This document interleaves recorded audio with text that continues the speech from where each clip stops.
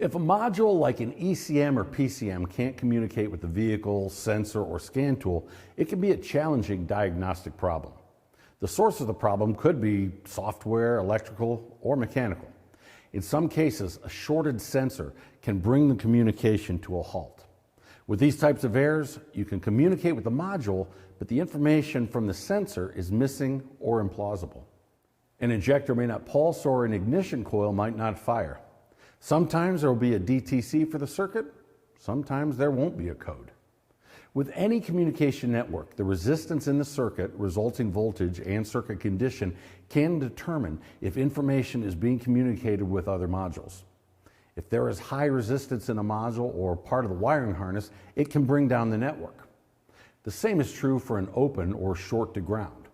Before you just swap out a module because it won't communicate, do a few simple inspections. Start by checking to see if there is power and ground being supplied to the module. This can be performed by using the OBD2 connector. Pin 16 is the positive voltage side being supplied to the ECM. Pin 4 is chassis ground and is a ground taken from the body of the vehicle. Pin 5 is the signal ground. What is the difference between the grounds? On some vehicles, the wires for pins 4 and 5 attach at the same point of the body. Some vehicles use a clean ground for pin 5 that could come from the ECM, power distribution module, or a ground that is not shared with components like radios or ignition systems. If the programming is present, or you're trying to program the module and it still will not communicate with your scan tool or laptop, the issue could be with the OBD2 connector under the dash.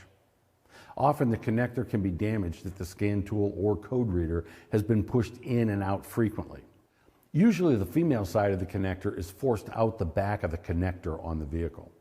One of the best tools to diagnose this condition is an OBD2 breakout box. Since most networks on the vehicle can be accessed through the OBD2 connector, this tool helps you observe if the network is active, open, or shorted. The Jeep 4-liter crankshaft position sensor had a common short to ground issue that would cause a no bus error. Remember, the communication issue could be with a sensor or actuator, or the problem could be on the module circuit board. The solid-state circuits inside an ECM, including microchips, transistors, resistors, or capacitors, can be damaged by heat and vibration, or the solder that connects the components to the circuit board can fail. But often the damage to an ECM comes from the connected components. For example, if a variable valve timing oil control solenoid is shorted to ground or power because the wiring harness is damaged due to a worn motor mount, the transistor driver in this ECM generates a pulse width modulated signal that can be permanently damaged. There's no way to repair the driver on the circuit board.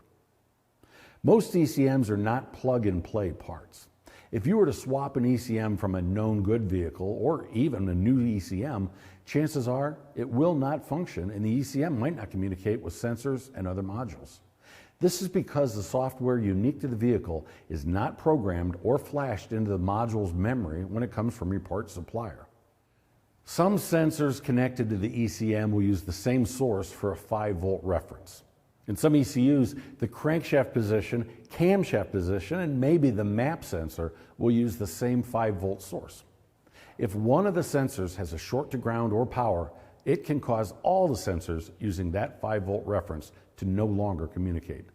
This might look like a dead ECM, but the reality is that only the 5-volt reference is missing. If you repair the short in the sensor or harness and maybe replace a fuse, the 5-volt reference signal should return. Visit Cardone.com to learn more. I'm Doug Kaufman. Thanks for watching.